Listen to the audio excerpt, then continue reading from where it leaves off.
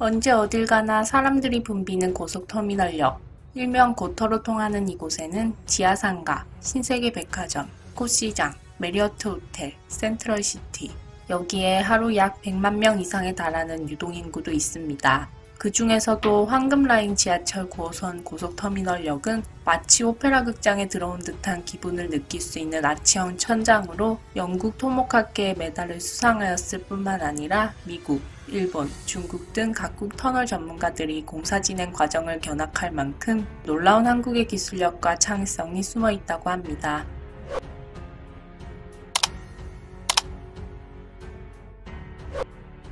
서울 지하철 9호선 서초구 반포동 세화여중고교에서 강남 고속버스 터미널까지 1.78km에 이르는 이 구간은 서울 지하철 3, 7, 9호선이 환승하는 지역으로 가장 까다로운 공사로 꼽힌 곳이기도 합니다. 이곳의 단면을 잘라보면 9호선 역사 바로 위에 지하철 3호선이 지나갑니다. 더욱 주목을 끄는 것은 지하철 9호선과 지하철 3호선 사이가 불과 15cm라는 점입니다.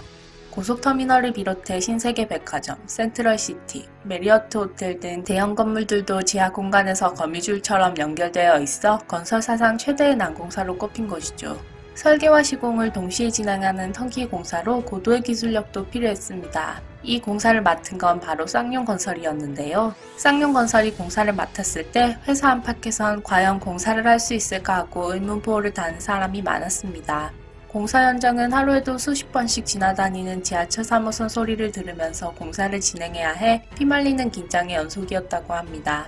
그러나 쌍용건설은 이러한 악조건 속에서도 최신의 보강공법을 융통성 있게 활용하여 예상보다 높은 수준의 시공으로 공사를 마무리할 수 있었습니다.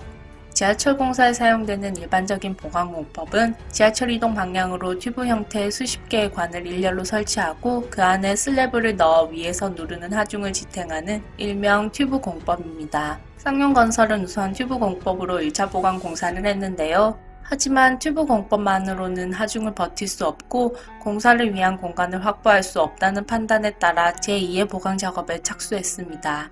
튜브 공법을 통해 시공한 관과 열십자 형태로 또 다른 관을 아치 형태로 배열, 지지대를 추가한 것인데요. 한옥에서 세로인 대들보와 가로인 도리가 엇갈리면서 지붕을 받쳐주는 모습을 연상하시면 됩니다. 셀룰러 아치 공법으로 불리는 이 보강 공법은 직경 2m의 대형 파이프를 유압기로 밀어넣은 뒤 1m 전진 후 파이프 안에 흙을 파는 방식입니다. 두 가지 보강 공법이 동시에 사용된 현장은 전 세계적으로도 이곳이 처음이라고 합니다.